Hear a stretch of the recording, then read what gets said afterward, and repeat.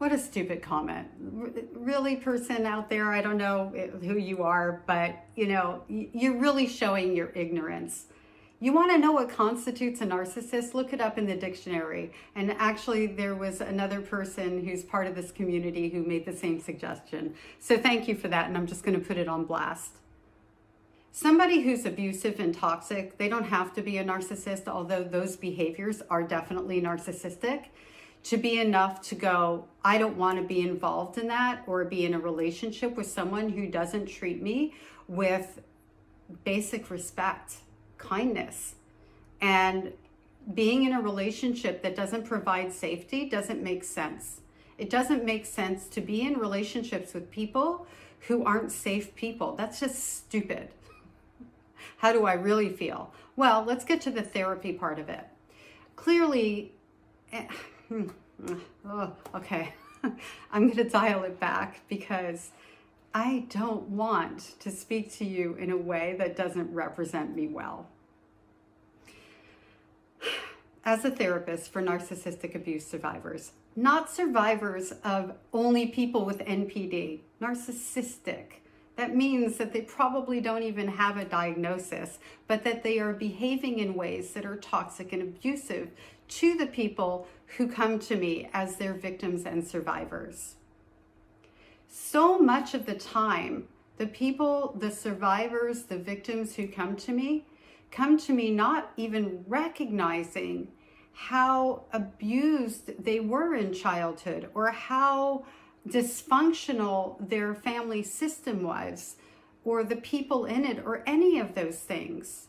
A lot of times when somebody comes to me, they're coming to me to deal with something that's going on in their life currently. And usually it has to do with those relationships that are continuing to cause them harm, as well as some things that they're going through in real time that they're struggling to get through, like being triggered quite a lot and not being able to manage those triggers, living with a high anxiety because their nervous system is on fire because they are survivors of narcissistic abuse, which trains you to be in a state of constant vigilance.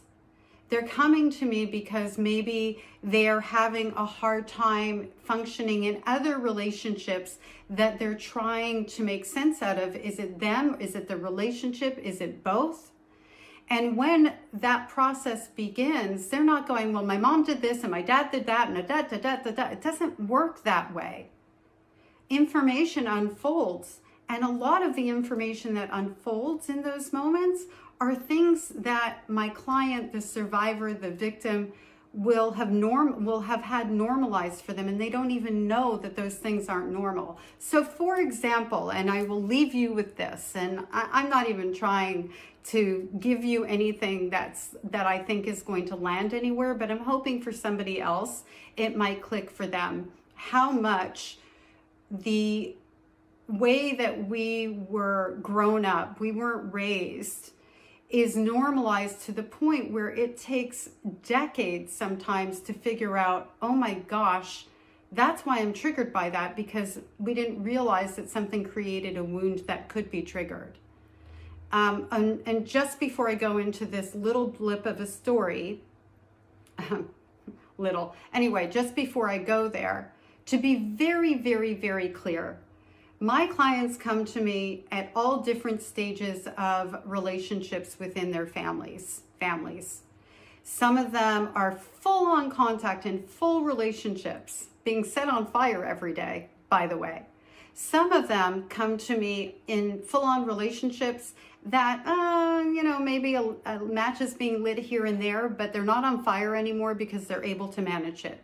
Some of them come to me in a low contact situation. Some come to me already fully estranged. All different places. And wherever they are, if that's where they choose to be and want to be, that's where they're going to be. I will never tell somebody to go no contact. I don't even suggest it. I do suggest that people evaluate their relationships, how they feel in those relationships, and why they're in those relationships. And through that, sometimes people will go, yeah, I don't know why I'm doing this. It doesn't have value for me. And sometimes they'll say, well, it has a value because it keeps me connected to other people that matter to me. And they'll stay in those relationships. But whatever it is, that's up to them. It's not my job to influence somebody or tell them what to do. It's my job to help them develop confidence in their own thoughts and feelings so that they can guide themselves and not need me anymore. Here's the story, though, about abuse that was normalized for me that I didn't realize even in therapy. And there were other things when I went through therapy 30 years ago that when I told the therapist, she was like, no, that's not normal. This is what that caused you. And she would explain it to me and give me a clue to the fact that other people in other houses don't do this to their children. Like, for example, being told by your own mother you're damaged goods and a tramp. Not normal. How did I know that? I didn't know that because I believed that I was those things because my mother said so when I was a little girl. The other thing that I didn't notice, and I unpacked myself very recently because of the fact that I speak so much about my experiences, I am processing my experiences here on TikTok and out loud and YouTube and everywhere else. My grandmother was the facilitator of and complicit and an active contributor of the CSA that was perpetrated by my grandfather. And if you want to have more of a clue of what that looked like and how that was normalized for me, go to the tab, Who the F Was My Grandmother? And you can get the whole backstory. I am 58 years old, and I was like almost today years old when I figured out my grandmother too, that she did that to me too. We can't, we can't lie about things that we don't know we should be lying about. Your statement really doesn't make sense. And by the way, if you're ignorant enough to go to a therapist and lie about the things that you've been through, well, then go ahead and piss your money away.